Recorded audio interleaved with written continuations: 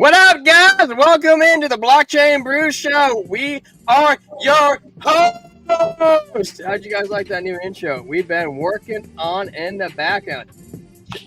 JG, what up, dude? He says, damn, I was expecting positive coverage all week, JG. And it's so positive. You don't have to worry about it, dude. It's positive. We heard that Nerd Flounder scream. A Ned Flounder scream. What? There was a scream? Shush, there's no such thing as a scream. What scream? Oh my gosh, you did not hear Trent. Please tell me you hear Trent. What's up, Levi? What's crackalackin'? How are you doing, Muffhead? Welcome in, guys. John 316. John, we'll have you on anytime, anywhere, any place. Let's freaking go, guys. Hey, even if you want to come on tonight, hey, the only day that doesn't work good for us is Wednesdays. Wednesday. Guys, please, before we begin and we get into the crypto news, hit that like button, yes, but not down. But up because it is awesome, okay? Don't worry, we have all the news. It's okay, guys. I don't know if you've been on Twitter at all, but we've been on Twitter, and it's exciting times coming ahead. Smash that like. Glad to be here. Thank you, Levi. I'm glad to have you, because we're not here without you guys. You guys create the community. Smash that like button. We get 2-3 rings this time. You'll find it in one of these corners. It doesn't really matter which corner. I just know it's in one of there. And we have to ask because YouTube. That's how we promote ourselves, because YouTube makes you ask. And over there on Rumble and Kick, they just love us, and we naturally go. In fact, we're actually outpacing them over there than on YouTube, which I don't know how that works, but it does, guys. Welcome in. So you guys do know we're the most hydrated crypto community out there. I'm starting my night off with a Stella, guys. I almost lost it right there in front of you guys. It may or may not pop like crazy, so we'll see what we got going on right here. No foam. Oh, I think we're good now, guys. Let's save it. It was going to foam up over because I literally almost dropped it on my keyboard before we get started. But check it out, guys. Welcome, Trent. You want to take it away with what do you got over there? Today, I'm bringing the Brew Crew a hazy triple India Pale Ale. Where's the picture, Trent? We got to get that picture. Called Hang My Boots. Hang My Boots. Hang My Boots. It looks like... Go ahead. From Monkish Brewing Company out of Torrance and Anaheim, California. And get our ASMR pop. You know, triple IPAs, hazy IPAs, when they're done right, taste the rainbow. You get a little bit of not overpowering, okay, but a little booziness to it that you're not used to in a beer because it's up over 10%, you know? But you also get this intense juice behind it. Sometimes they'll be, dank. What I look for is that bright yellow color to it. About a finger or two on the head, no pun intended. And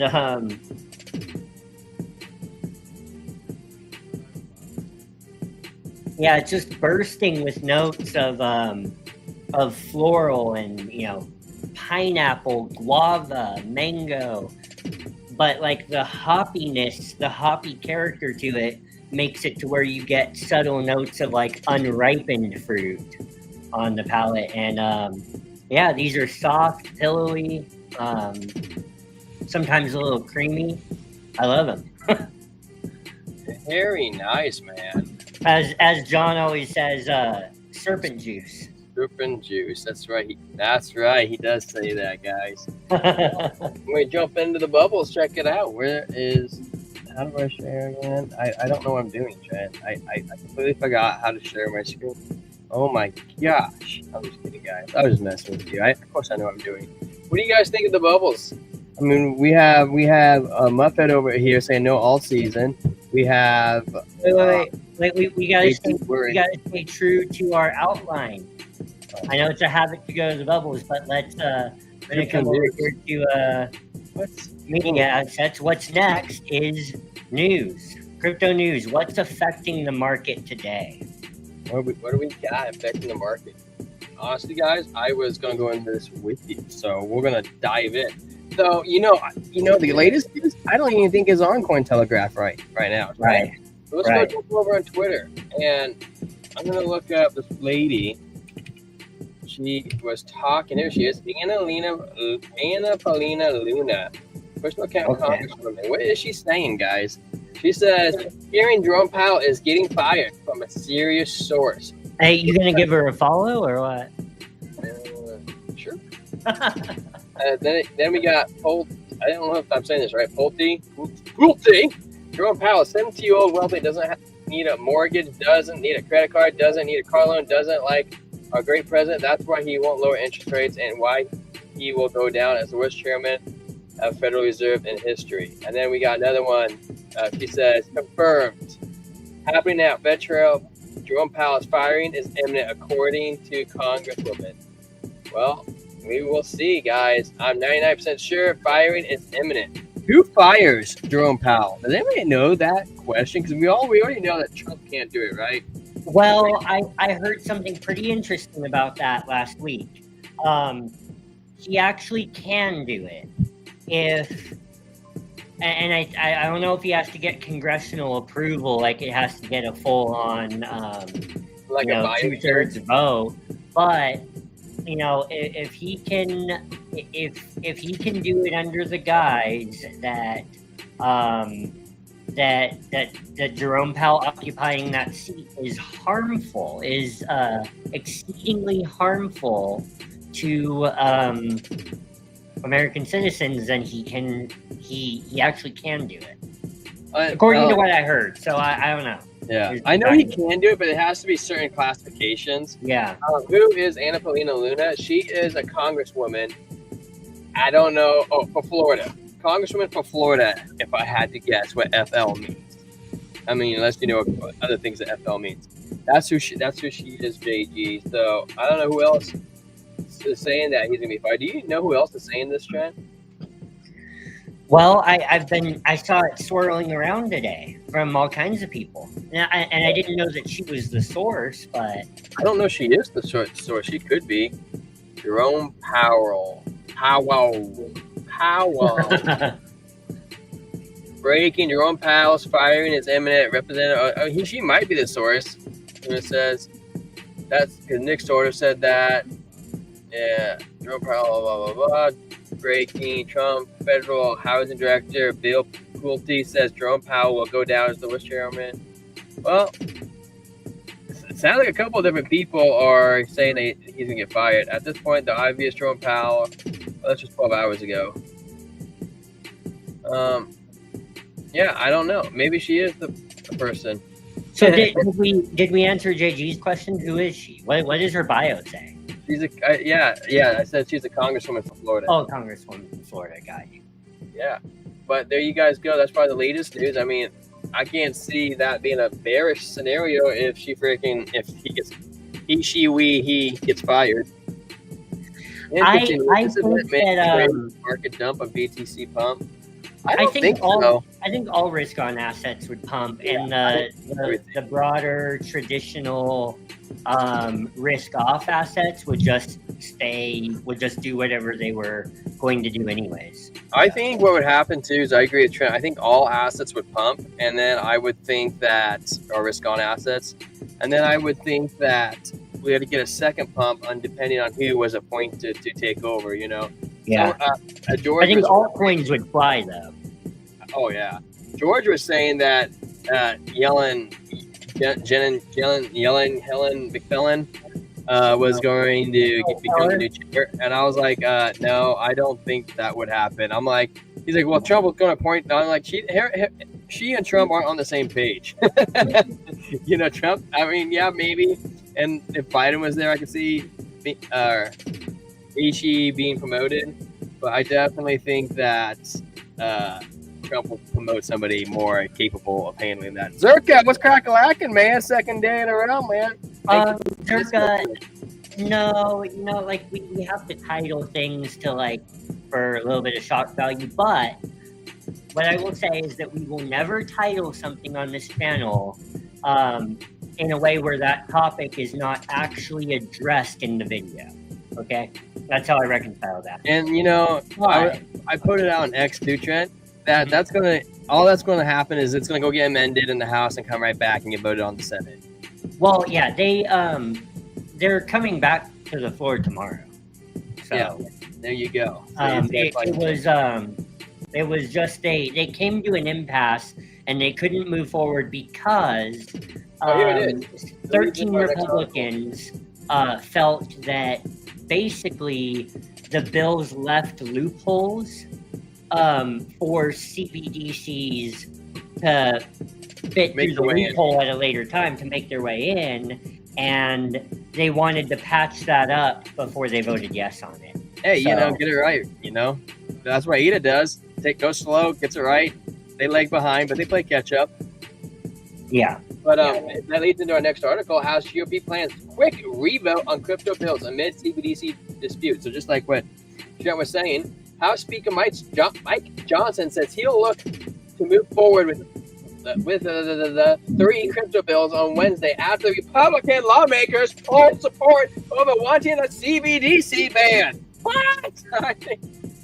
The House is set to try to move forward 3 crypto bills again on Wednesday after caning a revote on Tuesday as multiple Republican lawmakers pulled support wanting to add a ban on central bank digital currencies, CBDCs, which none of us want, which I can think they can ban it, but they'll still find a way to get in. I don't think there's a way around that. Republican House Speaker, he'll just rename it. Republican House Speaker Mike Johnson said he hopes to try to pass procedural vote for the bills on Wednesday, adding to its priority of the White House, the Senate, and the House to do all crypto bills. Political reported. Some Republicans wanted stablecoin regulating Genius Act amended or bundled in with 2 other crypto bills for a vote this week. The CBDC banning anti-CBDC Surveillance Act and sweeping crypto market structure bill dubbed the Clarity Act. Yes, Trent? The long and the short of it for me, Jerka, is yes, absolutely. And I'll get more into it after this article, but the reason why is because the charts are bullish and even started to rally after the bad news, quote unquote. Plus, they're bringing this back to the floor, and they are going to pass it. Okay, obviously I don't know the future. I can't promise you that 100%, but they are going to pass it. Exactly, it's going to pass. Trump just switched the 11 to 12 nay Republicans to yay tomorrow, and I'm about to cover that after this article. So it's still bullish news, and the charts are still pass.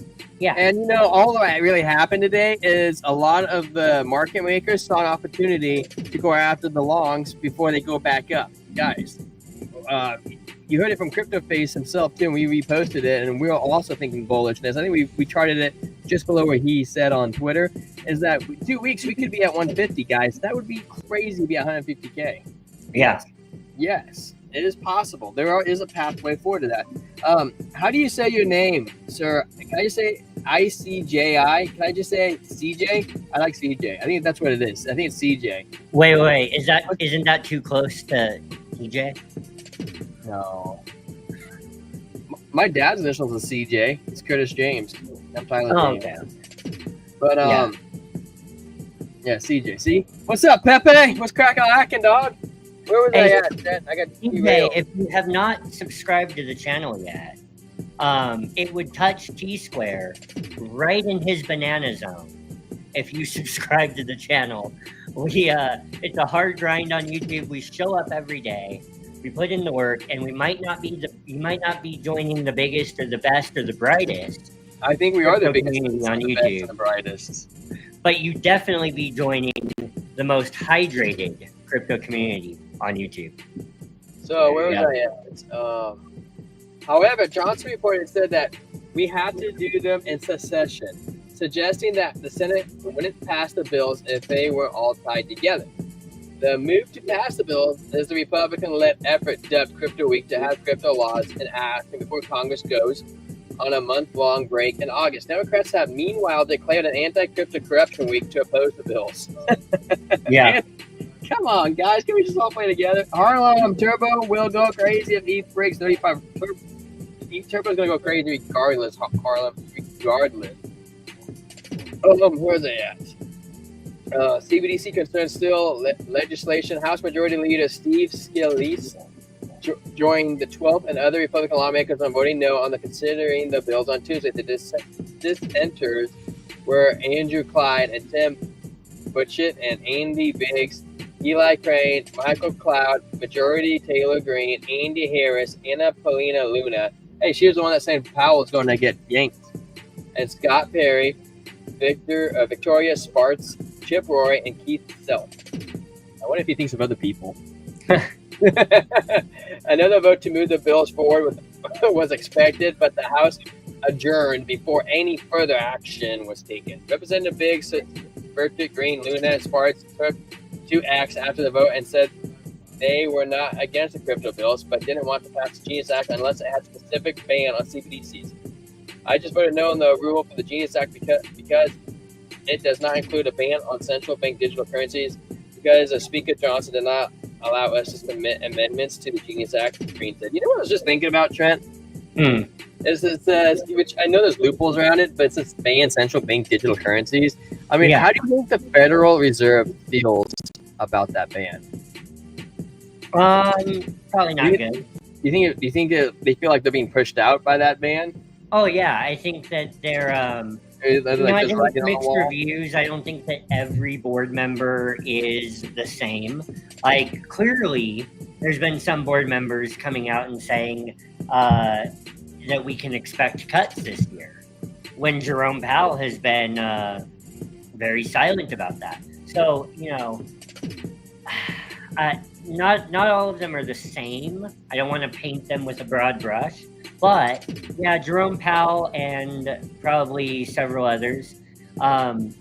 They're probably like, over there pissed off about this. You know why I think Jerome Powell could be fired, Trent? Is I actually heard this earlier, and I don't know if I can find the exact numbers to what I'm going to be referencing. But Jerome Powell, he gave. They remodeled the Federal Reserve, and even George was talking about this earlier, and he said that he's walked that building, and he's like, it's just a bland concrete building. Nothing's super cool about it. And I don't think my numbers will be super accurate, but I think he got like some sort of money to restructure the building, to make it newer or whatever you want to say, upgrades. And he charged like $2.5 billion, if my math is accurate, to redo it. And they're like, why do you need that much money? Like, it doesn't make any sense. And so a lot of people are trying to use that as an excuse to get rid of Powell, which it does make sense. I mean, where do you need $2.5 billion? They're like, people are like, where are the receipts, I just threw a poll up in the chat. Do the crypto bills pass tomorrow? Yes or no? Let us know. We're going to find out right here on the Blockchain Brew Show, because the Brew Crew is maybe we're not just the most hydrated community on YouTube. Maybe we're also the smartest crypto community on YouTube that has not been discussed. Sorry, Trent. You're good. I was trying to throw you up on the screen just so you can have your moment with the next article. Yes, and I'll be really quick with it, and we'll go to charts. So let's see here. Present, share screen. Hey, thank you whoever subscribed. Was that you, CJ? Blessings to you and your family, sir. Thank you. Yes, sir. So over here on X, if you don't follow Ellie Tourette, you should. I thought it was Eleanor. Ellie for short. When she always what? Short? Who goes by their nicknames? What's short for Trent? Nothing. No, but you don't remember when? No, it's not. But I do have a friend named Trenton. Oh, okay. Yeah. So I'll just drop off the team. We'll call you Rent. Ellie Tourette, when she used to go on to Around the Blockchain, and sometimes she would come on Ben's channel. Drop a +1 in the chat if you know who she is. Actually, she came on the scene actually because she was covering the Ripple case, the SEC versus Ripple case, and she wasn't into crypto, but the SEC Ripple case was what brought her into crypto. She went hardcore, covering all things Ripple and XRP versus the Securities and Exchange Commission, and she's done really well for herself. Now she's I should throw you on now the she screen. follows the crypto space as a whole, and she she covers the whole crypto space, and she's a Fox News business consultant. Look, not that I think Fox News is like, you know, the bee's knees or whatever, but you know, I think Fox and CNN both do the same thing, just on the other sides of the spectrum. I think they're both manipulated, controlled outlets for, if I said propagandist agenda, that would be a little aggressive. You mentioned when you're talking about that, you said you didn't want to say the fox is like the bee's knees. You got me thinking, do bees have knees? I totally got lost on that. That's my ADD. That's a poll. Hold on. Yeah, so hold on. One more poll. You have to end it and create a new one, or you ask a question. Oh, yeah, well, yeah, I would have to end it. So just let us know in the chat, do bees have knees? So yeah, coming over here to Ellie's Twitter. So on July 1st, she officially became a citizen. I don't know where she's from. Really? Yeah.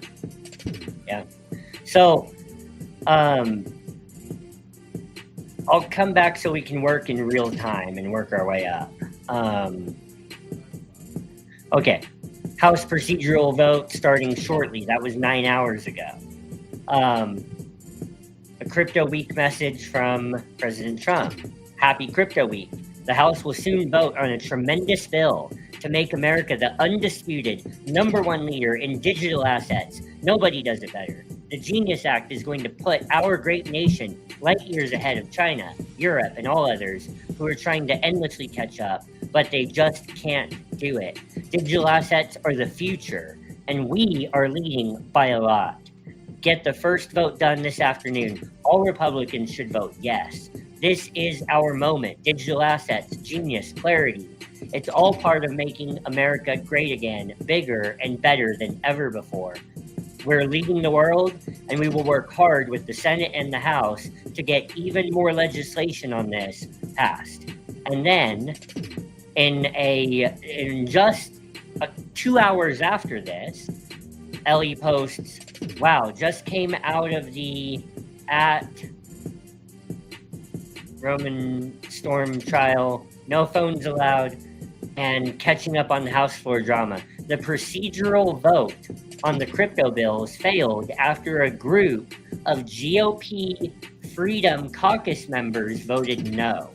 Mostly, I'm told, over concerns about CBDCs and the bills not being packaged together. Here are the Republicans who voted no. And they list them right here. Honestly, we should all be, let's see if mine is on here.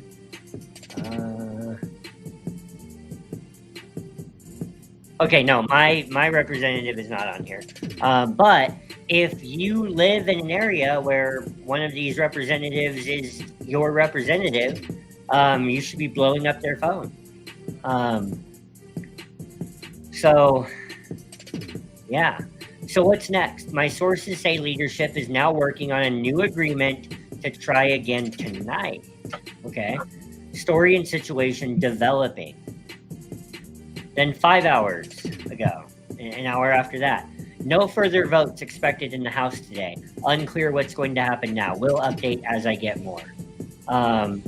4 hours ago, many of the House members who voted no today had concerns with the Genius Act possibly enabling a CBDC. What did I tell you earlier? They voted no, not for a bearish reason, but actually because they were worried about a loophole in the bill that could allow a CBDC to squeeze its way in. There is language in the Genius Act that would explicitly prohibit the Fed from creating a retail CBDC. The section below says the bill should not be constructed as expanding the Fed's authority to offer services directly to the public, meaning it cannot authorize things like digital wallets, personal accounts, or anything that veers into CBDC territory. Update 2 hours ago.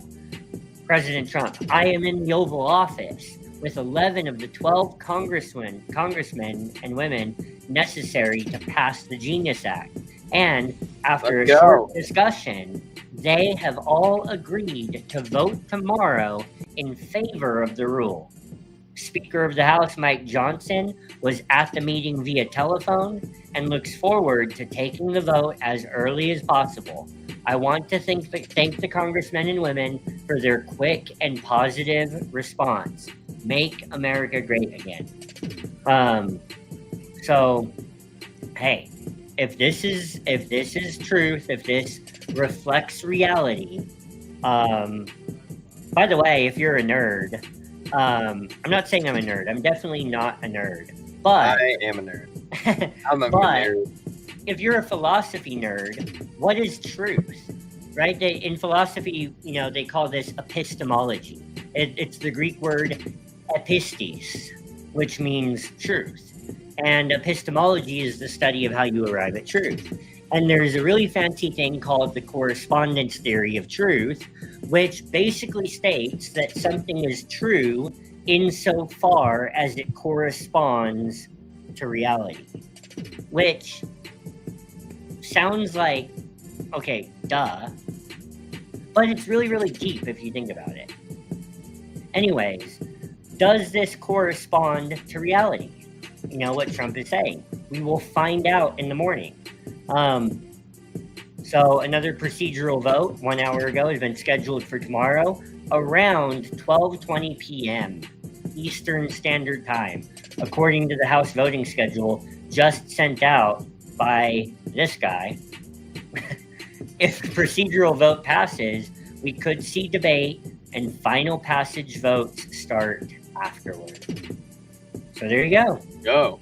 Hey, we're jumping over the charts, guys. Thank you so much for tuning in. If you haven't already and you're new, please like and subscribe to the channel. We got 30 people here on YouTube. That's crazy amount for us. If all you guys subscribe to us, which you got, I know half you guys already are, that's a full 10% growth on one day. So yeah. Hey, it's a hard grind on YouTube. We show up every day. We do our best, and we would appreciate the extra subs. What is love? It's being subscribed to on YouTube. Da, da, da, da, da, da. All right, guys. Before we pull open the 1 hour, we do have a little bit of bearish trigger wave coming in on market cipher. The Stokes are low. The strength is coming down. Looks like we might come back down and retest maybe we drop maybe $1,000, maybe even drop back down to 21. So maybe that's kind of through 500 to $1,000 range on the 1 hour. We're going to tune in the 4 hour. The 4 hour, we have a trigger wave, which means that is almost 100% definitely going to be a fake out on the 1 hour time frame, which is fantastic news. Because if this trigger wave plays up, man, we could be waking up tomorrow with some really good news. Get Powell out of there.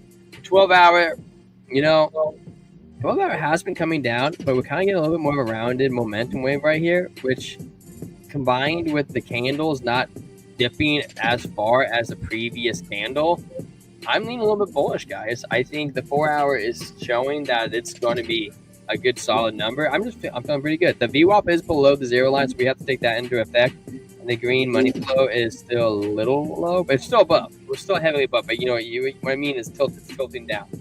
Okay, so we're going to keep an eye on that, and hopefully we can pump out of this and be in new all-time highs the next day or two.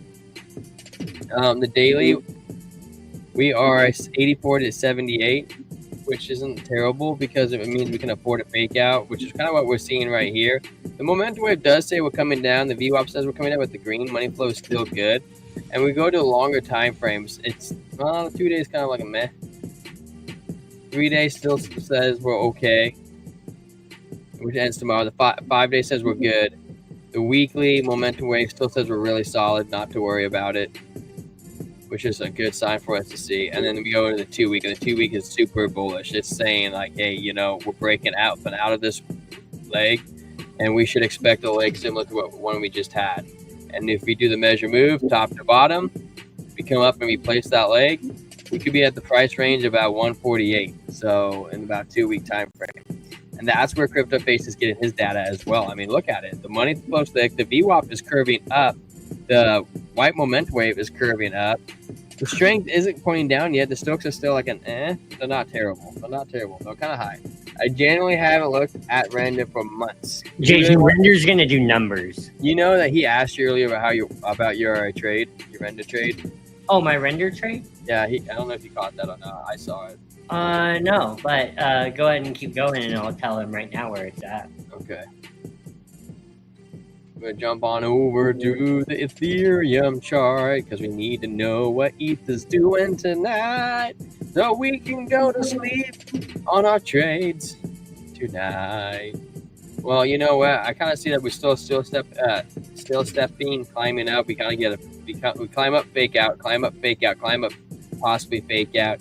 The one thing that we got going for us is we are over 72, 68, which is a good move for a measured move for a fake out. We're in that zone. The VWAP is slightly down. The green money flow is still kind of been trading sideways, to be honest with you. So I'm still fine. I think this move is still playing out.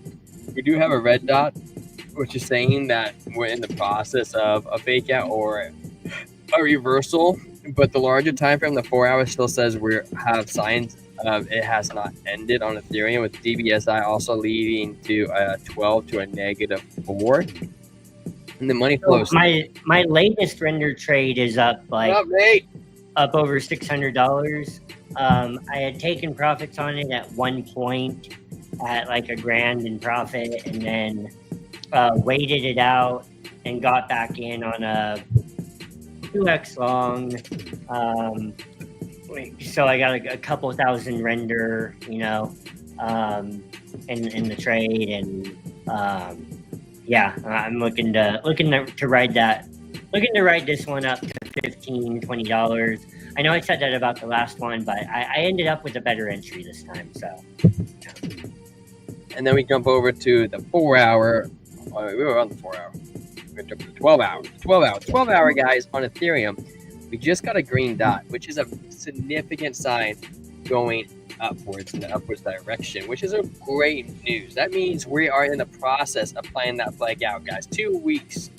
Well, no, that was Bitcoin. Where are we going to be at in 2 weeks on ETH? You know, if we break out of this, I haven't even measured Ethereum, guys. Let's take a look where ETH could be at. ETH could be at what did Harlem say? $3,500. Hey, that's pretty much dead on balls accurate. I think we could be at $3,500 in 2 weeks time, maybe even more than that. Oh, that was on 12 hours. That wasn't even on the 2 weeks. That's like we could be at $3,500 by tomorrow, or when let's say Tuesday, Wednesday. We could be there Wednesday, Thursday. Yeah. Wow, look at that, guys. Momentum slightly curving down, but we're 84 to 85, which is almost like almost invalidates itself because it's just so close together. Especially the VWAP, it's not a strong break to the downside, so I'm assuming it's going to come back up and will continue, especially with the green money wave coming in. Man, look at the Stokes and the strength. The strength is a 94 out of 100, and the Stokes are at 96 out of 100. Woo, the Stokes are high. See ETH to 6K. Let's see if I see it doing a little more than that, just off the top of my head, but not a ton more. It all depends, though. It needs to be. The possibilities, the probabilities of entering into a super cycle gets nearer and nearer. The more signs, the more this goes on, but yeah. Well, I agree though with you, Trent. I mean, like, let's just say Jerome Powell gets fired tonight, okay, or tomorrow, and tomorrow, or let's say he gets fired tomorrow, the next day. So we say Thursday. Scott Bessick gets in there and he goes, guys, we're dropping it 1% this month, and we're planning on another one full percent in September. Can you imagine what that would do to the markets? I mean, that would be crazy. And then you got that going on to say that just caused the markets to go absolutely nuts. And then here we go in September, and they go, hey, guess what, guys? Or August, they go, hey, all the ETFs just passed too. And then they all go crazy again. I mean, could it go into a super cycle? Yeah, I think it can. Like, look, the 4-year cycle, you know, until history changes, you shouldn't bet on it changing. But here's where I get stuck. Like, somebody is going to be the last guy that bets on the 4-year cycle, and then it changes on him. So I don't know whether that's now or later. I don't know. I don't know the future. What I do know is that I'm going to take whatever amount of profits will increase the quality of my life, and I will leave enough in the market that I'm happy with, and I will build I will invest in a higher funded trading account for myself and play it that way. So, you know. Well, that's where JG's getting his measure moved to ETH. He's measuring the previous leg to this leg coming in right now. Yeah. And just shy of 6K. 6K is what JG has going for Ethereum. What is up with that? What are we going to chart out next, Trent? What do you guys want to see? What are your favorite coins to check out?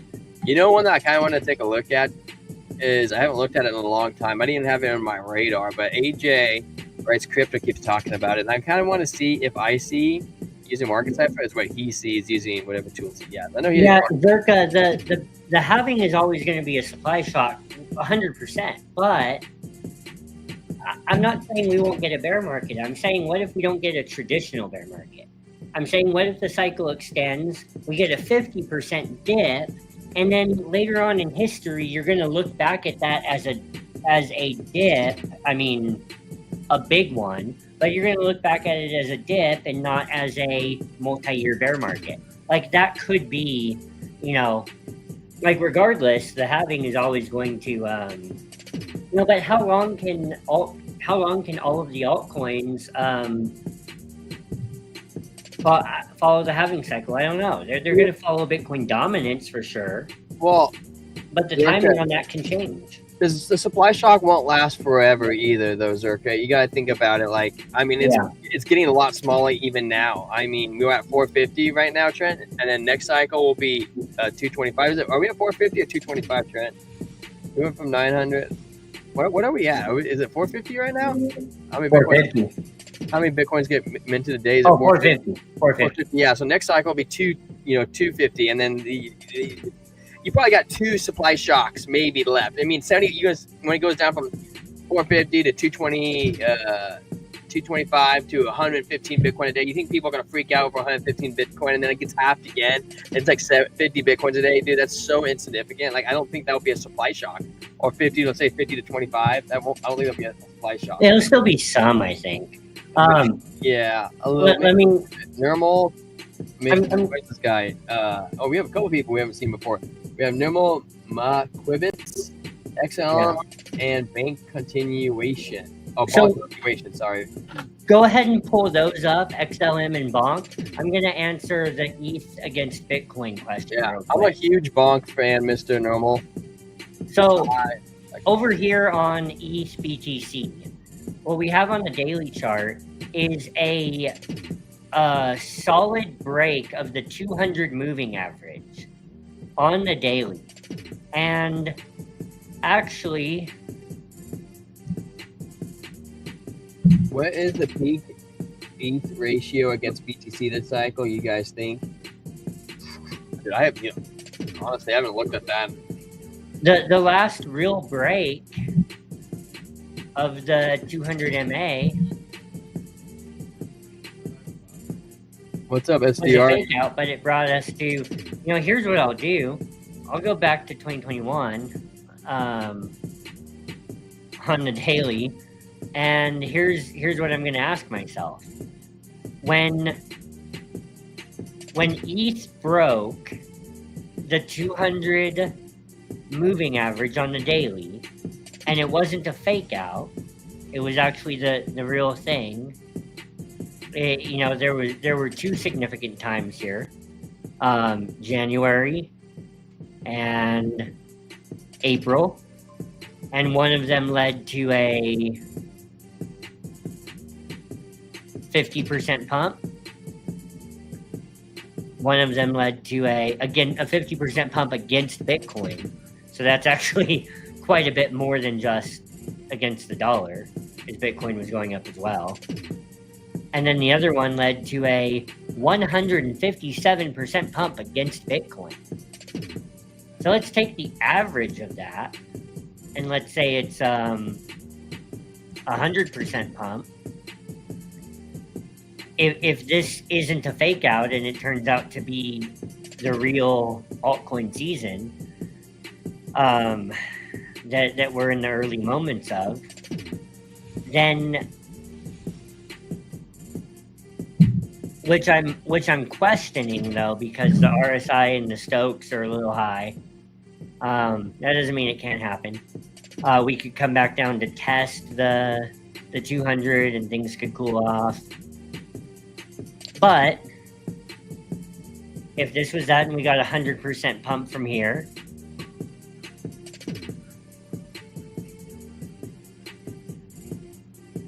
I guess I got to pull my chart down. 100% pump from right there. And I can't even see it. It would bring us to 5% of a Bitcoin, somewhere between 5 and 6% of a Bitcoin. So, I mean, 10% of a Bitcoin right now is $12,000. Well, when Bitcoin's at 120K, half of that is $6,000. That leads me to believe it can definitely go past 6,000. So there you have it. That's what I would say. For ETH against Bitcoin, somewhere between like 6 to 7% of a Bitcoin. Now before I give that decisively, let's look at the weekly chart. And the 200. Oh wow. It could actually go.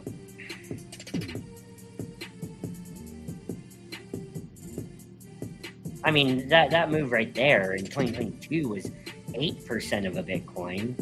I mean, these moves right here in, that was 2018. 2021. Yeah, you have like 8% of a Bitcoin.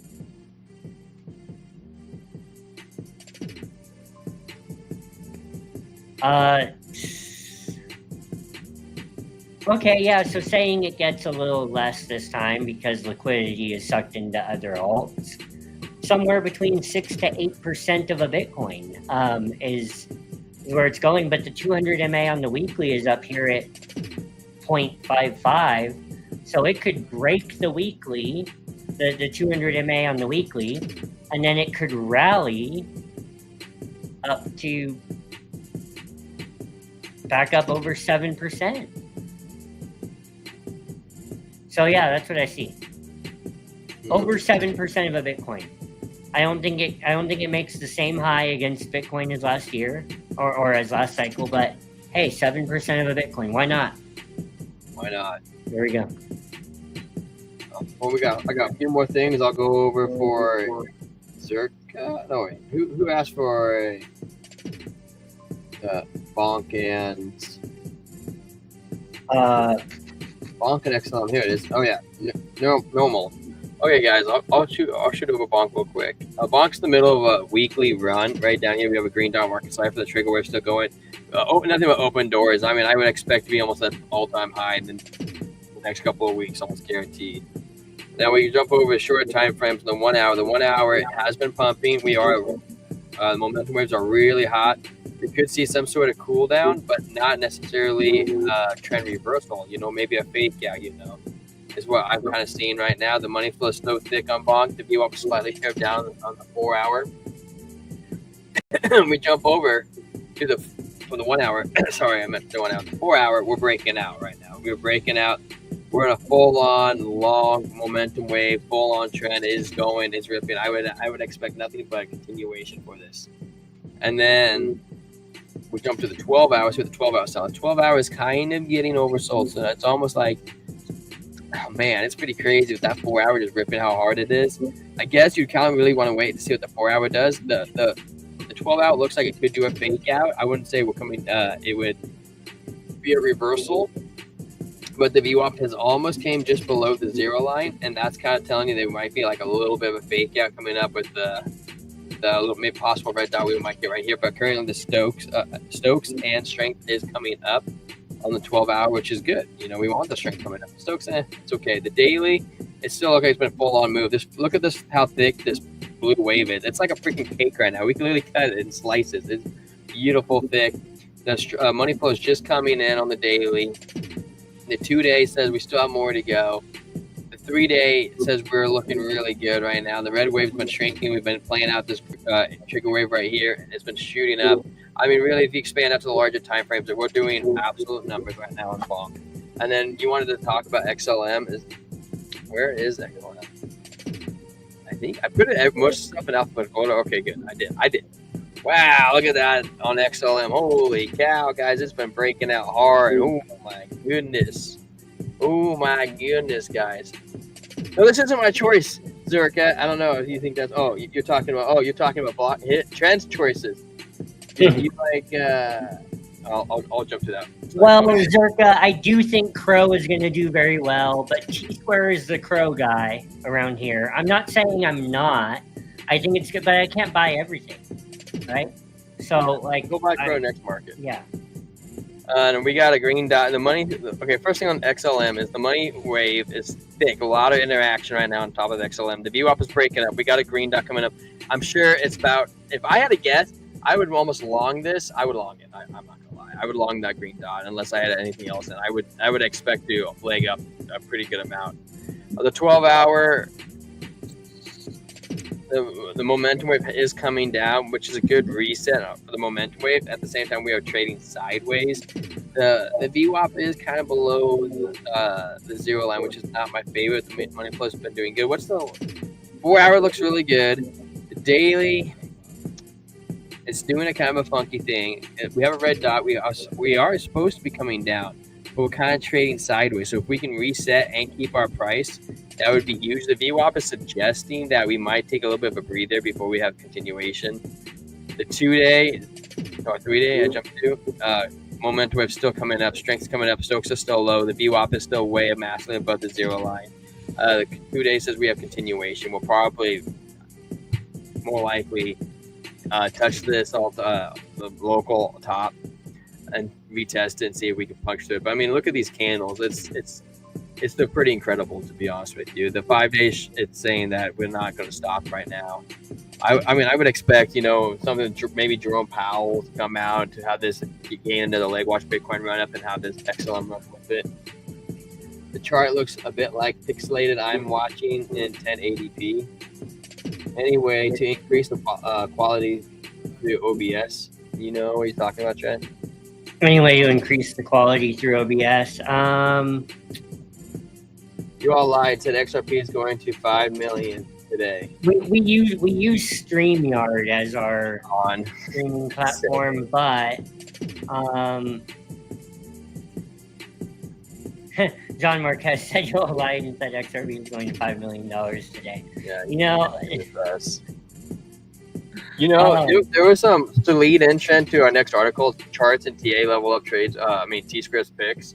I was looking over at bubbles. I use bubbles to try to find I love all the top 100. Like I have a heart for them all. I can only hold so many of them.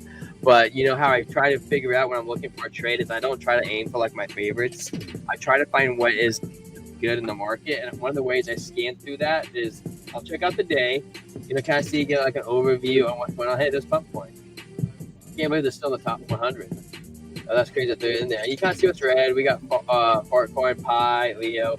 I don't really want to trade the daily. So I'm going to check out the weekly. And one of the things I see is MakerDAO is still red, and there's PiCoin, and another one that I see that's kind of low is Sky, Bitcoin Cash, and I was looking at ICP earlier.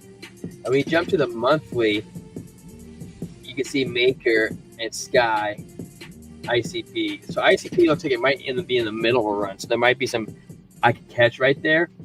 And then virtuals, but when you go over the weekly, it looks like the virtuals kind of already pumped a little bit. Hey, where's Solana on the monthly? Oh, right, 7%. You know, on all of these time frames, oh, that's the week. On all of those time frames, like Solana looks like such an obvious long right now. Where do you see it at? Right next to Fartcoin to the left. Oh. Yeah, it does look pretty good on the weekly. The monthly, it's also down pretty low too. But, you know, I think that all the layer ones kind of run together, and I don't quite think that they are ready yet. I will say, I don't like people's most bullish expectations for the top of Solana. And I'm not saying this just because I hate Solana. By the way, I like to trade Solana because I hate it. Does that sound weird to you? It doesn't sound weird to me. It takes the emotions out of it. You know, when you're in a pump, unless you want to see it go down. Yeah, that's true. But when I long it though, it takes the emotion. Monero, JG, I'll pick up Monero for you. Because I'm not like, you know, holding on in that trade past the time that I should be holding. Because I'm like, hey, we had a pump, I'm taking it. Like I'm not long term bullish on Solana. Like, look, if we think Solana is going to, like, let's just say a crazy number like $2,000 this bull run, guys, Solana, there's constant outflow liquidity on Solana. Why? Because all of the memes are there. So normal. When all of the meme traders are cashing out, they're cashing out in Solana. So they funnel the profits from their memes into Solana, and then they sell that SOL. So the sell pressure on Solana is constant because of all of the memes on it. So, yeah. You know, I don't know. Well, normal. Nothing to do like what we were talking about Bonk and XLM. Is it still looks like they're in continuation to the upward side. Usually when you get a trend reversal, you end up having two candles almost back to back like this. You know what I mean? Or side to side like that. It's not usually immediate like that unless there's some sort of like black swan event that causes us to go down like that. So I still, like I said, I still am bullish on those two coins. I think they will. I wouldn't go long them right now because I didn't get a good entry, but I still think there'll be continuation going up, and I think ETH looks pretty prime too. Same with Bitcoin. I think they're getting ready. And then what I was saying into with Maker, so it was one of the coins that we were looking at. I don't know if this is actually a good one, guys, to be honest with you, but this is why we check them out. We don't want to go. We have a blank canvas. I mean, you could say it's a capital handle, but the red dot is telling us we might be going down. Still more in the blue momentum wave, and the VWAP is angling down. The green money flow was never really stick to actually do a breakout. Then you jump over to the 4 hour, and it's not really in an uptrend. It's still in a downtrend. The trend is your friend, right? But we do have a green dot to the upside with I wouldn't even know if you could say this is a trigger wave because it's not small, but it's not large. So you wouldn't really want to say it's a huge anchor wave either. But the 4 hour is looking pretty good. The money flow's coming in, strength's going up, VWAP's going up. We do have this green dot playing out. The DBSI also projecting that we can break out. Also, the 21 is curving up. Now, if we can break above the 21, yeah, we might actually come back up to the 200 on the 4 hour. But then we come to the 12 hour. Well, I guess, you know, maybe it is a good trade. Now I'm looking at this time frame. The 12 hour, we also have a green dot, but some sort of run up. And here was a green dot below the zero line, and there was the most recent run up. Here's another green dot below the zero line. Here's another recent run up. Here's a green dot below the zero line. I gotta shrink this up a little bit. Here's another green dot right here, and we have another run. Where's this one come through? Hey, Normal. Run up. Normal, I see you going long on a bunch of stuff, and you know, down here at our bottom banner, it does say level up trades with BYDFi. T-Square, you want to take us over to Twitter real quick? Yeah, what I'm trying to say is that You use only $1,000 deposit bonus. You can deposit $5,000 for those people who are serious traders. And if you don't even have that money to spare, you can literally put that in there, take your $5,000 out, and you keep that deposit bonus. It's almost like a free sample. The more serious you are, the bigger sample you get. If you're just learning, guys, you can head over to the $100 bonus or deposit, and you get $60 bonus, which is like the equivalent, 60% of your money. Which, hey, that's a great learning. You need to go out there and try to figure yourself out while you try to, learn how to trade. It's a great ability. We also have a link for Blowfin if you guys already use Blowfin. But Blowfin's deals aren't as great. You take $10,000 to get your $1,000 bonus. You still get the $1,000 bonus. Oh, but if you use BitFi, you get VIP level access through us, which you get that 20% discount on your trading fees. So there you go. That's why you should use BitFi. It's honestly one of the best deposit bonuses out there. I mean, no KYC, simple, right. Easy to use. And so is Blowfin, which we also have a link to in the description. No KYC. Both of them are sign up with Gmail. But with BitFi, they pronounce it BYDFi, Biddle Your Dream Finance. But actually, with BitFi, the thing about it is that you don't have to meet any requirements on trading volume. I'm not sure if you have to on Blowfin. It depends on what that fine print says. But over on BitFi, you don't have to meet any. All you have to do is deposit $5,000 worth of assets. And you don't have to sell those assets for USDT. You can deposit a little Bitcoin, a little ADA, a little this, a little that. As long as it totals $5,000, you'll get $1,000 in your bonus wallet to trade with. You could actually withdraw. You could withdraw that $5,000 right afterwards and just trade with $1,000 if you really wanted. So it's one of the best deposit bonuses in the game. I see you have Blowfin already. The reason our Blowfin is up there is for people that prefer Blowfin and just want to make another account email. But I would encourage you check out BitFi because the deposit bonus is it's up there. Well, it's very competitive. Yeah. Well, and then too, where was I saying? So Maker. So there actually might be a trade here on Maker, Trent. So I was saying the 1 hour is kind of like an iffy, but that might give you a good entry on your trade. But the 4 hour looks good. The 12 hour looks like there might be an entry. You have also Anchor trigger wave coming in right over here, with a pretty tight trigger wave. The VWAP coming in, strength coming in. Still looks a little high, but they just got started. Then we go over the daily. Now here's the tricky part.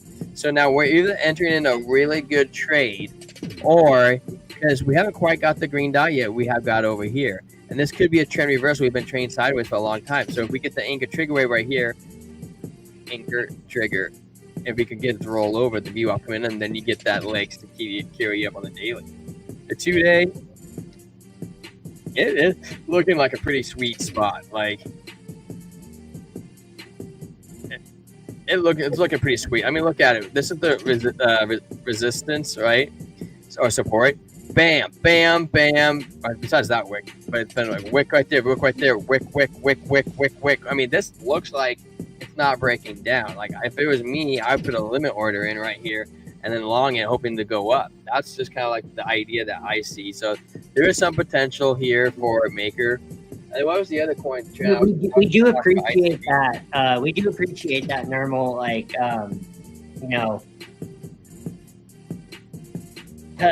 look, we that's how you support the channel, because we don't make any money on YouTube, and it really, that helps build us credibility and YouTube space. All we do is take the money and we throw it right back into the community. We throw it into not a studio, but whatever software we have to improve it. Like who was saying earlier that they wanted OBS. Like, it just gives us different areas and aspects to help improve our life. I mean, Trent, he doesn't even have enough to afford a chair, crying out loud. So, use his links so that way and we can get him a chair. What was I saying? So on ICP, dude, we got anchor trigger wave right here. VWAP looking good. Stokes are low. Strength's coming in. We have also, looks like a rounded bottom here on the 3 day. How did we get to the 3 day? 3 day looks good though. The 1 hour, it kind of looks very similar to like Maker, where it might take a breather. Maybe you could get a good entry on it. Stokes so low, the strength's coming down, red dot, boom, enterprise coming down, VWAP's coming down, money flow's been leaving. But that's how it was on Maker. The 4 hours looking good. The 4 hours doesn't look at stop. Anchor, trigger, white, VWAP good, money flow coming up. Higher high. If it can get above and get a higher high, I would say we're feeling pretty good on ICP on the 4 hour. The 12 hour, we just got another green dot, which is a good sign of saying that we are probably going to break out. I would like to see us break out. The 21 just crossed the 50 on the 12 hour. Wow, that is nice, guys. You could be looking at like maybe a 20% move on ICP. Wow, look at this two trend. This is right here. This looks like it's a breakout on ICP too. Do you see that? It looks like it's breaking. Wow. And I like how the blue momentum wave almost wanted to roll over. You guys might not be able to see it as well on my side. I'm trying to see if I can zoom in on it. It's hard to describe. You know, when you start using MarketCypher a lot, you kind of you start identifying it's like the little details that kind of give you into the trade. And it looked like it wanted to roll over right here, and it's avoiding itself. It's continuing pushing up. So where's the 200? It's right up here at $6.38. Okay. And that's on the daily too. But I think the VWAP also trend. If you look at the VWAP, it looked like it was heading down and it was going to slightly go down. It didn't break below the zero line, that's just another sign of it wanting to break out. And how do we find these guys? We literally went over to Bubbles and we checked out the weekly and the monthly, and we kind of took the blank canvas and we expanded to the top 100 coins, and then we shrank it down to like 3 or 4 coins that you want to make your trades on. That's where you really do good. Now you might be able to trade one of these other green candles, bubbles over here, which jump right back over. You might be able to catch some moves, but guys, when you're looking at this, it's overwhelming to try to find the coin that you want to trade. You're gonna tell me you're gonna look at all 100 coins and you're gonna find the very best one just blowing through it? I mean, it's really difficult to try to find the one that has a pump, or which one is on its way down and which one's on its way up. You really need to use the monthly and the weekly going at it. You can say, oh, Pangu is up 118%. You're like, hey, it could keep going. Really, it's already up 227% right now for the month. Do you think what's the odds of it going 100x from here? That's a 400% by the end of the month. That'd be crazy. This is where you try to look and you try to get the foresight to really get the gains that you want to get. You want to get the meat. Did you just say the foreskin? No, foresight. Oh. Foresight. Oh, okay. Excellent. Money flow is so thick on the 4 hour. Is it normal? Let's take a look. Let's swing over to 4 hour. So I'm just throwing things also on Trent. Trent's looking at these trade setups too. He's like, hey, this looks nice. I might go take this and trade it. We're gonna trade it and run with it. I can tell he gets this grin in the corner of his mouth when he's thinking about trading and making money. All right, where are we going? XLM. A 4 hour, you say? Do you use MarketCypher too, Mr. Normal? The 4 hour money flow is thick AF, and the VWAP is coming up, and we got a green dot coming out. Now, you have a green dot right here with a little fake out. But the difference between this green dot and this green dot is the tighter you get to that zero line, the stronger signals those green dots become. And this confirms in 20 minutes. So unless something catastrophic happens, I'm feeling pretty confident that we will continue to pump the nation through this trade. Now, I don't really know. I mean, where we're going to end up, I would love to draw and say, hey, guys, this is where I think we can end up doing top to bottom. We're just going to grab the line. Grab the whole screen, not just the line. We're going to stick it right there, stick it right in the mud, and we're going to say, by tomorrow, we're going to be at 70 cents. I would love to say that. I don't really know if that's going to happen. The bubble's overwhelming to buy everything. Well, that's why you have to play around with it. You kind of have to find your radar. You can even play with market caps.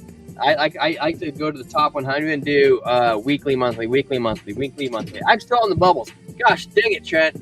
You didn't tell me I was still on the bubble. There, I'm over here on the gosh dang chart talking about Stellar, and you're over here twiddling your fingertips, looking at my eyeballs, talking about my foreskin. Gosh dang it, guys. Yeah, MarketCypher. I was over here tweaking. I was looking at my background that is in its infancy of being built, but I was distracted looking at my Taylor Swift Eras Tour book. What's up, Eddie? Bill's already passed. Look at Trump tweet. Also, it's coming, man. It is coming. You can't. We're gonna look at it right now. Did it pass right there? Let's go take a look. We'll take a look. Well, I think he's saying that because of I Trump. know the nays and yays, but I don't want to be like, maybe they did a surprise vote. You know, stranger things happen. So, you know, I would say some of my picks. Maybe check out Maker. Maybe check out ICP. Those coins could be on the radar. Could be on the radar. Yeah, Trump's just saying right now that they have the votes tomorrow to pass it. You know, so we'll just have to see, man. We'll just have to see. I mean, what do we have? What's the next segment, Trent? Let's see here. It is Crypto Cemetery. Guys, what do you think is not coming back this cycle? What do you think died? What coins? We should do a poll, Trent. We should pick 4 coins and let the community figure out on a Q&A on what coin is dead. Yeah. 2 billion volume, and Pepe's volume is crazy. So let's throw Polkadot and throw Polygon in there. So let's see here. I'm gonna go. JG on Monero. I think JG asked me about Monero, Trent. On Monero. Remember what we said? That Bitwise guy that we were talking to that I met in Georgia was saying that Monero was a secret weapon. Where is the heck is Monero? I swore I haven't saved it here. Monero. Where's the M's? XBVZ. Mooning my row maker. I know I have Monero in here. It just must not be in like that one in alphabetical order. I'll just pull it up real fast. So we'll do a poll. We'll do Polygon, Polkadot. Oh, okay, there you go. So I'll make the poll right now. Let's go. I'll end this other poll. We're ending this other poll at 81% that the bill passes tomorrow. So what's the ticker from there? MXR. I'm going to close that poll, and then there XMR. End poll. So 81%. The Brew Crew has decided with 27 votes, actually. Oh, that's impressive. That's impressive. Okay. We don't even have 27 likes, do we? I don't think so. Well, let's get the likes up to the watchers. Let's get the likes up to the poll participants. Wow. Let's see here. Start a poll.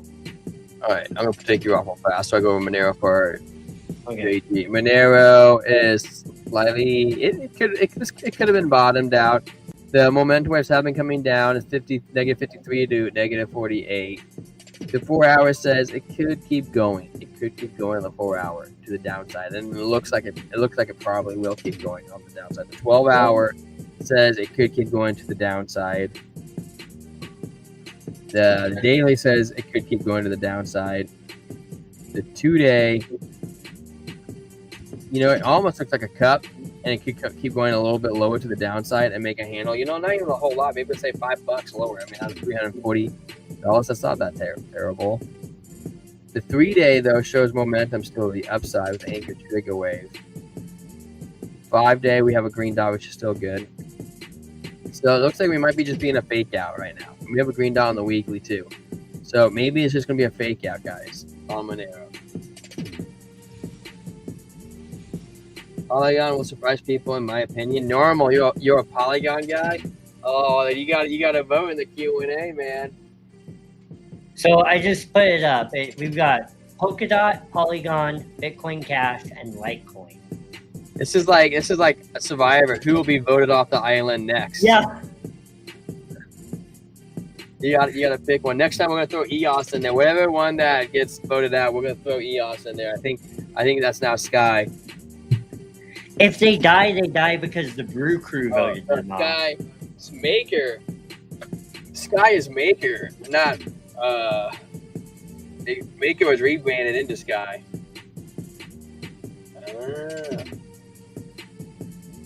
But EOS was rebranded too. I can't remember what EOS was rebranded to. You know, you could throw Casper in there. There's a lot of them, right? I mean, we'll have enough for to do this like every day. Yeah, right. Swift. Trent, look at the Swift coin on the weekly. No way. That looks scammy to me on the 4-hour.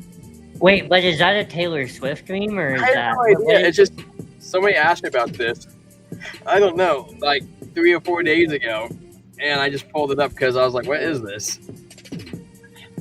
Guys, look, it's a scam coin, and you have a scam artist. You know, my wife and I went to the tour. I'm a little embarrassed to say this. I'm a little embarrassed to say this, but I'm actually not embarrassed to say this. I'm just embarrassed because of the money, the price point of the tickets. But we went 3 times to the tour. Once in Glendale, Arizona, and twice in Inglewood at SoFi Stadium. And it was a bitchin' time. Nobody cares about Taylor. How do you this is crypto, Trent? What do you think about Zebek chart? Remember how we were saying that it's area that it could go as low as is right here, this range? What do you think the likelihood of us going down? What I see over here is an anchor trigger wave going back down to the downside. Red money flow, VWAP coming down. This is on the 12-hour. Like I would, to me, I don't know who holds this. I know a couple of people on you hold this, but this is a bit bearish chart to me. It doesn't look bullish, and we have a tight trigger red wave to the downside. Well, you had a hard rejection off of the 200 on the last time. Daniel was it? What is up? Daniel, what's cracking, man? You've been around so much. It's almost time to make you a mod. Yeah.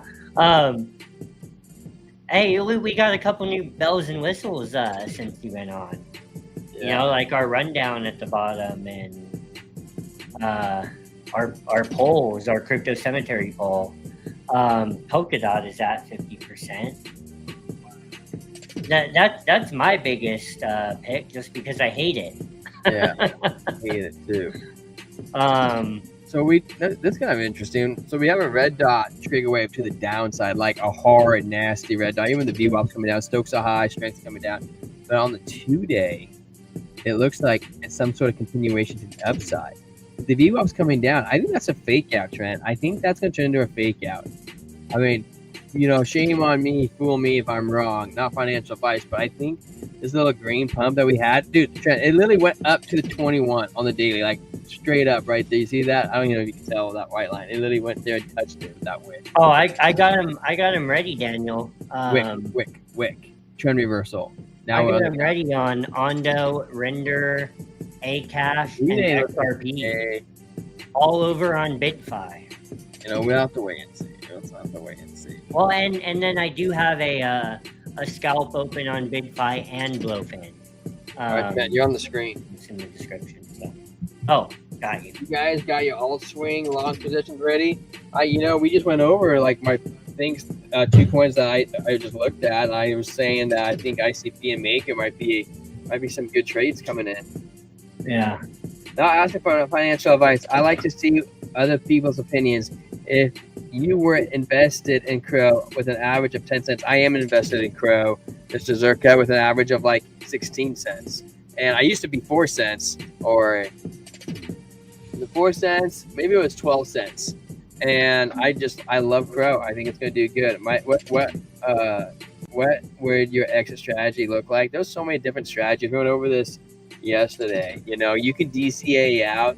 Like with me, I'm happy with $1 Crow, so I might exit my whole position then. Or, you know, when somebody said yesterday, because literally we talked about Crow. Zerka, wasn't it you that talked about this yesterday? This was Zerka, wasn't it? He asked us about our exit strategy for Crow. Because I asked you, and you said 60, and we were talking about 60 cents. You said, why not sell like a third of your portfolio at 60 cents, and the rest 70% at $1. Well, you know, you can sell 60%, 10% 60, 10% 70, 10% 80, 10% 90, and even you just do 10%, you'll always, you know, do you always will have some money skin in the game, and you always will be taking profits. Yes, but it wasn't a good detailed plan. That's just rude, man. That's just rude. You know, it's because the charts are always living. The data is always alive. I could give you a plan, and then tomorrow the plan's completely changed. It's hard to really tell you what to do besides just giving you ideas. You know, a lot of my exit strategies might come just to beating the charts the week of. Right now, I can tell you we have a green dot on the monthly. We're going to be running for the next couple months, so I don't need an exit strategy until a couple months go by. That's just mine was a good detailed plan. It's called DCA out. you break the 200 on the weekly, you DCA out aggressively. Hey, man. Hey, Daniel says the only plan is wait for max of 4 and then get out. That's the trick, ain't it? Wait 4 years for 2 week period, and you think you'll be ready. If you don't get yourself in a psychological scenario to get out, you might be hosed on that plan. Guys, did you get on the Gala trade? Last week or 2 weeks ago at that bottom, and we're running up now. We might be bottoming, man. The monthly is looking pretty sweet. Weekly, we have that couple green dots.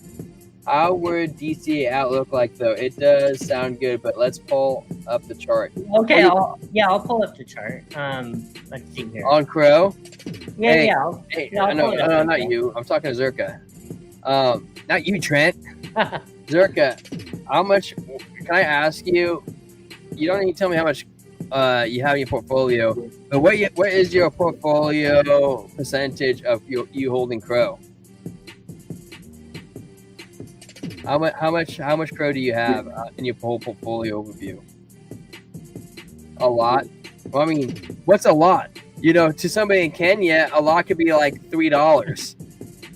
What percentage? You're 100% in Crow. Oh my gosh! You and John both. You guys are wild animals. You're a Crow Maxi LMAO. Dude, I'm a Crow Maxi too, dude. It's okay. That's like Daniel Ghazi. He's 100% in Gala. Oh my gosh, 100% in Crow, dude. That's just wild. But I get it, dude. I was 100% XRP a long time ago. My Gala one is only 10K USD each. Hey. That's still a lot, man. That's a lot to have in Gala in my portfolio. I don't know if I would throw 10K into it. Slowly building it up, man. You ballsy. I hope it hits a new all-time high for you, man. I hope you 70x that. That would be freaking wild. Can you imagine 70x 10K? Oh my god. You straight savage. That's straight savageness. I'm like, Danny, you owe me a 99-cent super chat when we get to 500 subs. The amount of times I've looked at Gala.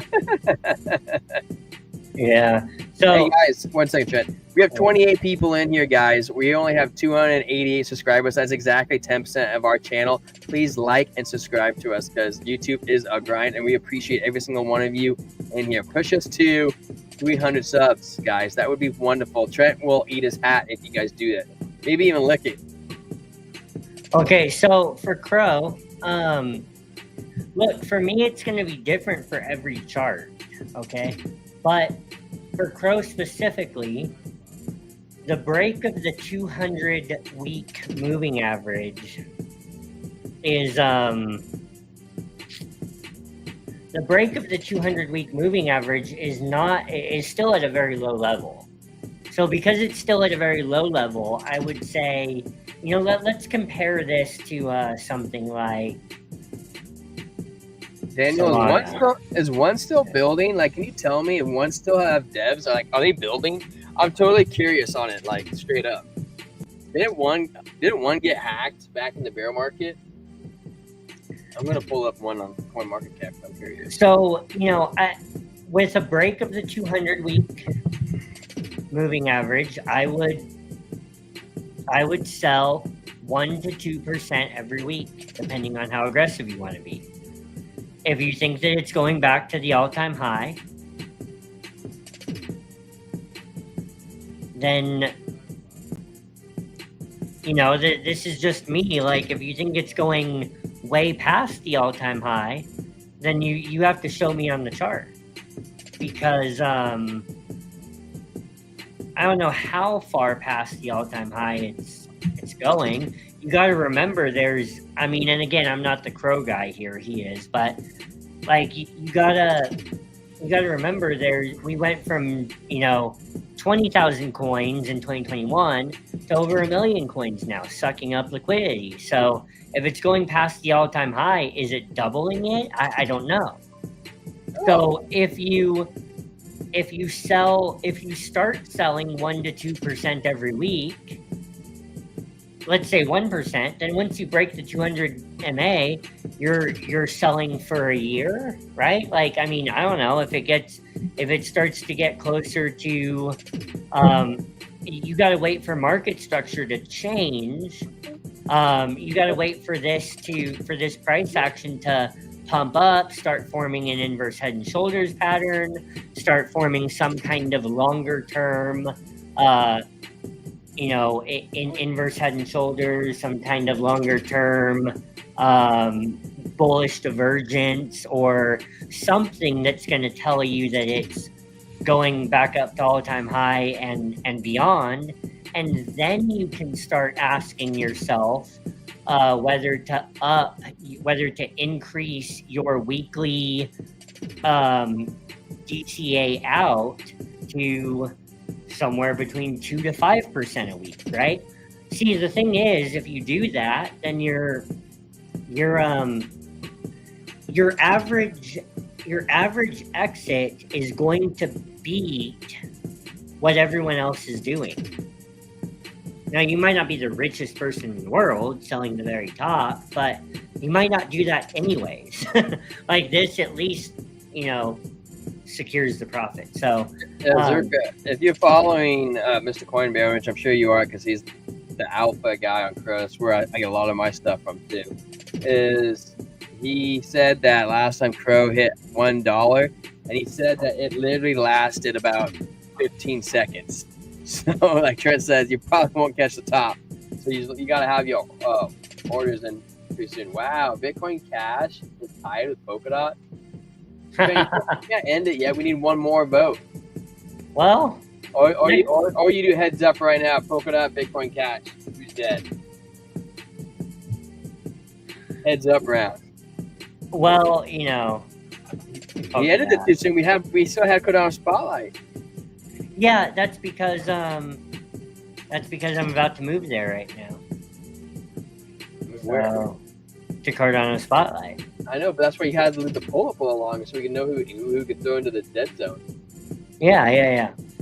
Also, Trent, I asked Daniel guys if one still do anything. They did partner up with the Colossus, which is they're the ones that brought back the Direwolf. I don't really know what they're gonna be doing with that data, but that was as a month ago. So hey, I guess they are still developing. Good for them. All right, that's all I had to say, Trent. Yeah. Yeah. Hey, so okay. Welcome in, my dude. Hey, if you what's your favorite base coin, Biz? Right, Trent. Oh, we Yes. also have an Alex in here too. Alex Powers, got to compare coins of equal age. I've never heard that, and I don't know if that's true either, Alex, because we have a lot of new coins coming in that are kicking ass. Now, we also have a lot of coins like the Dino coins, like the layer 1s that also kick ass. I mean, look at H4. They called it like Dino, but they was one of the outperformers back in the May pump. We got a few new people coming in. I do want to say, if you're here with us for the first time, if you subscribe to the channel, it would touch T-Square right in his banana zone.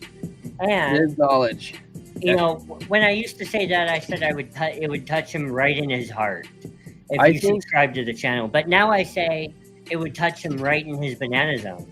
And Moonwell, Opina also. Wow, I don't know if we could go to the Cardano Spotlight. Yeah, we got all these new people coming in that need us to look at coins. Yeah, guys, like and subscribe to us. We'll check out every single one of your coins. We'll throw them up in the chart. Biz knowledge. Just because you asked about Moonwell, I am bullish on Moonwell because it is a base token. But I'm curious. Did you hear about that from Crypto John? It feels like it's gonna make big numbers when FOMO comes in. You peanut man. I mean, Trent, you want to lead into one of these coins? Bear and Pulse Chain.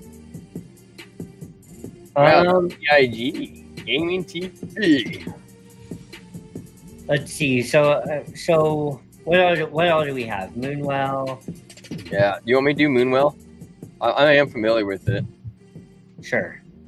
It's a DEX on top of base, and I think, and it's on Coinbase too, which is probably the best place to pull the data from too. To be honest with you, I just pulled Moonwell up, slapping it up on the screen, and then you can pull up another coin while I'm. I'll pull up Peanut. All right, Moonwell. All right, guys, we have a trigger wave on Moonwell on the weekly. It's phenomenal. Okay, that's a really great sign to see. VWAP's coming in, strings coming up. Not a whole lot of data to go off of besides that. But 5-day, we also had a trigger wave coming up. VWAP coming in, strings coming up.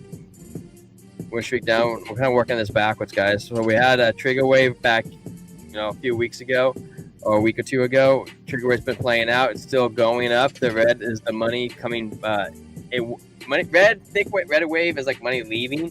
But as the red wave is shrinking, that's bullishness because it means money and people are interacting on that network. They need Moonwell token. The strength's coming up. Stokes are low. 3 days says we still have continuation. You flip over the two-way. The two-way is getting a little spent, and the VWAP is coming down a little bit, but the money flow is thick, and we are coming up to a local top. Now we push through this local top, which we probably will do because a lot of other stuff is happening. Now we're going to do it on the first try. I don't know quite yet. Maybe we get a fake out. The daily strength is still shooting up. Stokes is still low. VWAP just slightly broke below the zero line. We had 73 to 72. Which is just slight bearish, which means we can get a fake out, and that could be ideal. But we did close above the 200, which is a great sign.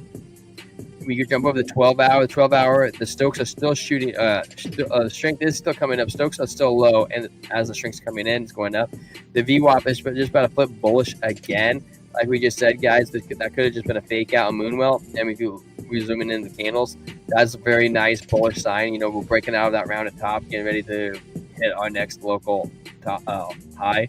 The 4-hour, we had the trigger wave, which is a beautiful tight trigger wave next to the zero line. The VWAP is looking great. Green money flow is coming in. Strength.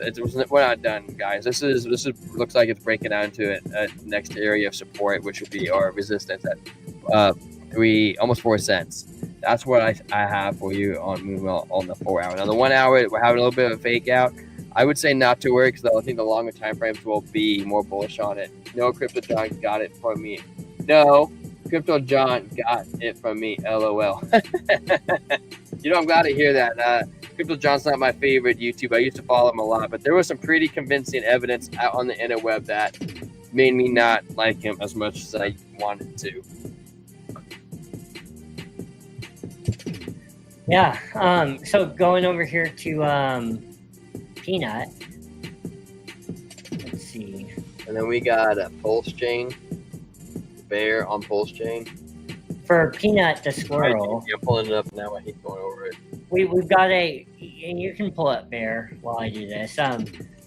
Peanut the squirrel. We're breaking the 200 moving average on the daily, but we are falling under it. The 21 moving average, the 21-day moving average is closely under that though, so we can bounce under that and then continue our break above the 200. I do expect this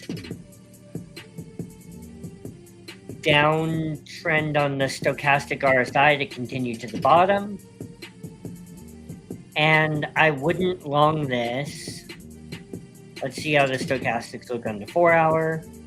Okay, they're low on the 4-hour. Thank you for the sub, Mr. Biz. They're medium on the 1-hour. You're losing the 200 on the 1-hour, okay? So short term, that's bearish. Why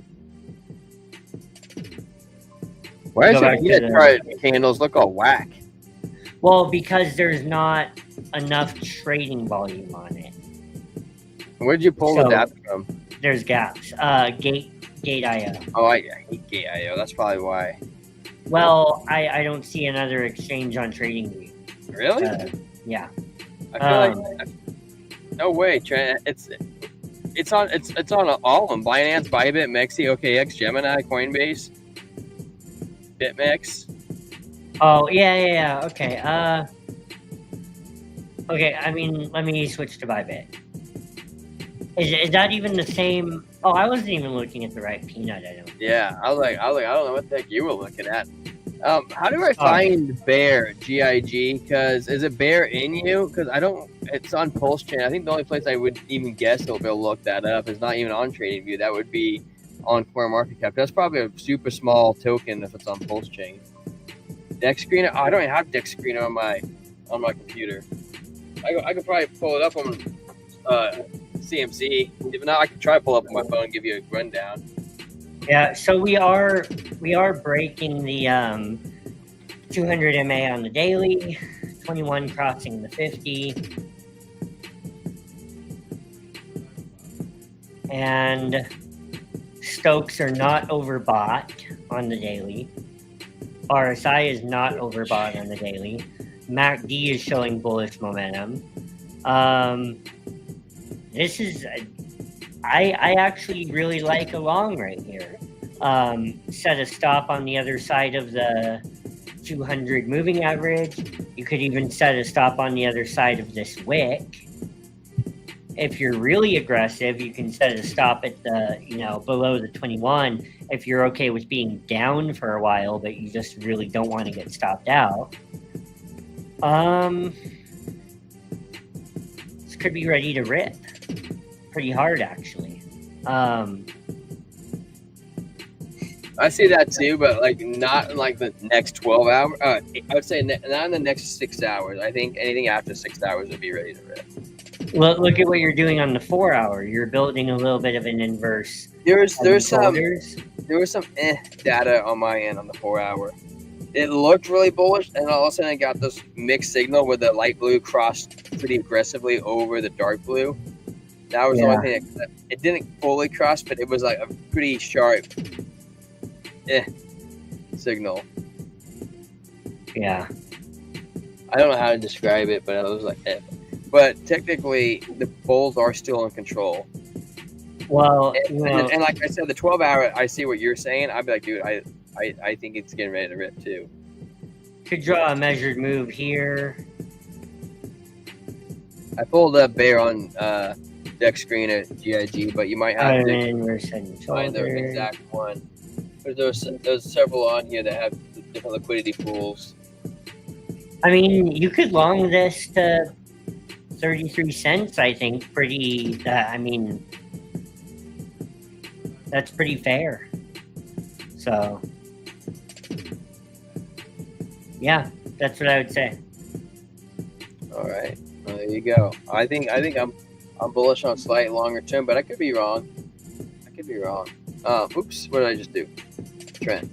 All right, so can you guys see this data? I don't know. I found deck screener. I pulled it up on my computer, but I don't have market cipher, which is something I like to use when I'm looking at a lot of charts. We're looking at the 1 hour right now. What time frame are you looking? How old is Bear on Pulse? Is it older? Is it old? Oh, I guess it is pretty old. This is the dailies.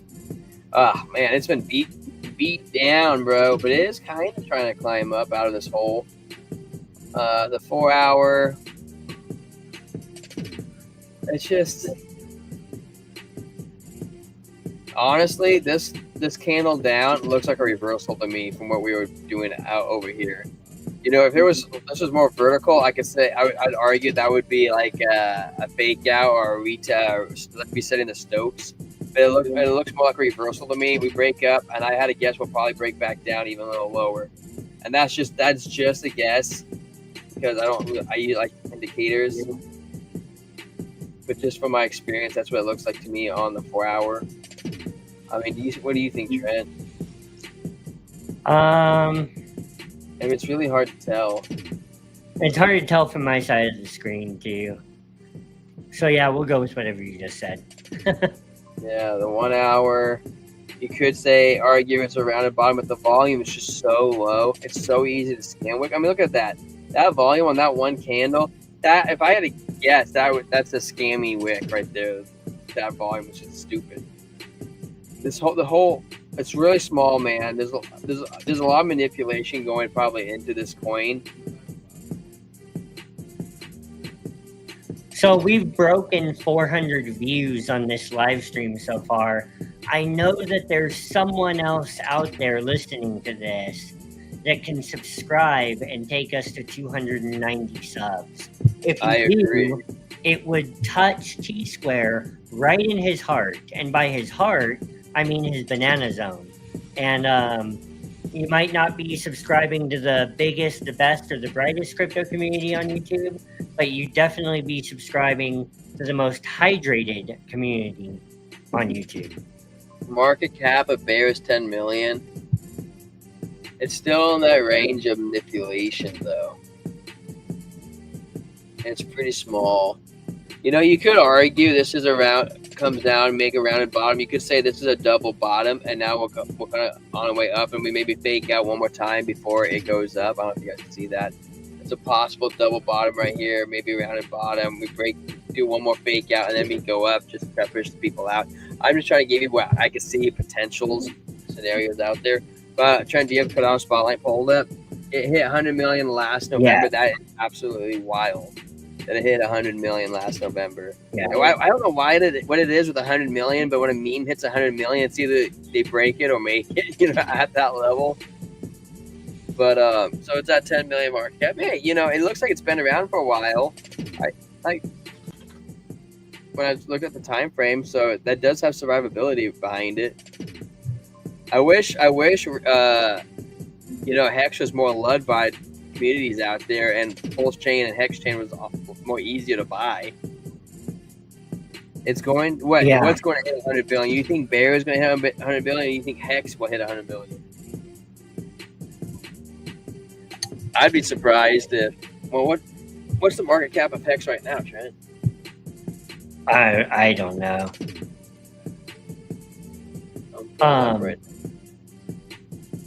So Cardano Spotlight, Emergo, which Emergo and IOG, formerly IOHK, Input-Output Hong Kong, which is the development company that Charles Hoskinson is the head of, one of the main development companies that work on Cardano, as we all know. Oh wait, I didn't switch the let's see screen. Hex is $1 billion market cap right now, Trent. Well, I put on Bubble that says only a $500 million market cap. If it hits 100 billion, I hope that you can retire, sir, and you're well off. So Cardano Spotlight, Voltaire continues. Voltaire was a French writer and philosopher in the 18th or 19th century, and thank you, Goss 290, by the way. Yes. Thank you. Yes, we appreciate it more than you know, because we do show up every day and put in and you guys like that new font that Trent put on the bottom? I really like that outline he did. It's great work, guys. Yeah, so Cardano Spotlight, Voltaire continues. Yeah. Voltaire was a French writer and philosopher in the 18th or 19th century, and he was a French liberation philosopher. So he wrote about freedom for all people. Freedom. Thank you, GIG. Freedom, democracy, liberation, revolution, reformation. These were his ideals. So why is Cardano in the Voltaire era of the roadmap? We've been through Byron and Shelley and Gauguin. Why are we in Voltaire? Because Voltaire is full decentralization. Cardano is completely in the hands of the community. Charles Hoskinson has burned his founder's key. The Cardano Constitution is being drafted as we speak, and it is a system of checks and balances, actually, without an executive branch. It kind of mirrors the United States system without a executive or judicial branch. Just purely a legislative branch. And the way it works is that you delegate your ADA to a stake pool, or you run your own node, that's fine. But you delegate your ADA to a stake pool, and those delegated representatives, those stake pool operators that run the stake pools that people are delegating to, they go to the Cardano convention. They vote on chain for the proposals that are going on.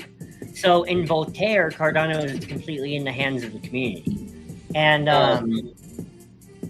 one of the things that the community is doing is we have this Cardano card, spend crypto, live Cardano, and what's going on with that is you can power the future. A portion of the profits is intended for the Cardano treasury, fueling network growth.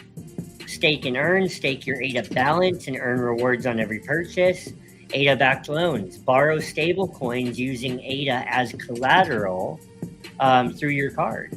Airdrop access, active users unlock eligibility for exclusive future airdrops. Maintain self-custody for full control and yield on real-world asset products, and a custom design. So, guys, this is where a card. This is not like a Coinbase card. It's not like a Crypto.com card. This is where your point of sale card meets the on-chain world. It's bringing the blockchain into real life. And guys, like this is big stuff over here on Twitter, on X. We have introducing the all-new Cardano card from Emergo. Emergo is one of the major development companies that work on Cardano. This isn't just another crypto card. This is the future of finance on Cardano in your wallet. Why do I need a card? HODLing your ADA and other cryptos is great, but it's also great to be able to easily spend it when and wherever you want, while getting rewarded and fueling the Cardano network, all in a single card. Where and what can I spend? Use it seamlessly across the globe. Spend ADA, Bitcoin, Solana, USDC, USDT. Let's see. Stake ADA, borrow stable coins, etc. So there you go. That's our Cardano spotlight for today. I just want to ask GIG if do you stream? Because just because it says gaming TV, I'm curious. Jerome Powell, yesterday's today's tomorrow. Crypto bill failed, no juice, no rate cuts, inflation rising. I don't think you actually looked into that, Muffhead. I think that you need to go back on Twitter. Yeah, we'll see what happens tomorrow. We shall see. Yeah. Does that bring it to a wrap? He says he streams gaming from time to time. I used to stream gaming, good sir. What games do you like to stream? And what you type in the chat, I'm going to thank everybody, and we'll wrap it up, guys. I just want to say thank you, GIG, for coming in. Thank you, Muffhead. Thank you, Biz Knowledge. Thank you, Brian. Thank you, Soul. Thank you, Zerka. Thank you, Alex Powers. Thank you, Mr. Daniel Ghazi. Thank you. I'm just kind of scrolling up. Thank you, Normal, for showing up today. Thank you, Pepe. Thank you, Eddie, man. Thank you, guys. JG, you're the man, JG. John Marquise, thank you for showing up, supporting us today. Thank you, SDR, for coming in, filling the chat. Half five while I divided. Thank you for showing up. Thank you for the support in the chat. Thank you, Nate Doggy, for showing up, giving us the love and support. Shout out to everybody in here. Thank you, CJ, for popping in, throwing things our way to check out. Thank you, Levi, for showing up. I haven't even seen you before, Levi. So thank you. And John 316, you were the first to comment. So thank you guys for the support. We are a community check out our X community if you guys want to join the Brew Crew. And we just built a Discord. We are adding it in shortly. So keep an eye out for that, guys. We are also in the process of creating merch, and go over there at BitFi. Check out our trading links. If you want to trade, learn how to trade, those are great links. They offer great bonuses and good discounts on fees. So I just want to say thank you, everybody, for showing up. Brew Crew appreciates you. If it wasn't for you, we wouldn't be here. So you guys have a great night. We will not be here tomorrow. I'll be here tomorrow. Well, Trent will be doing the Lord's work. So, guys, thank you so much. Have a good night. Don't worry, that bill's coming. Okay, it's coming. I'm telling you. All right, later.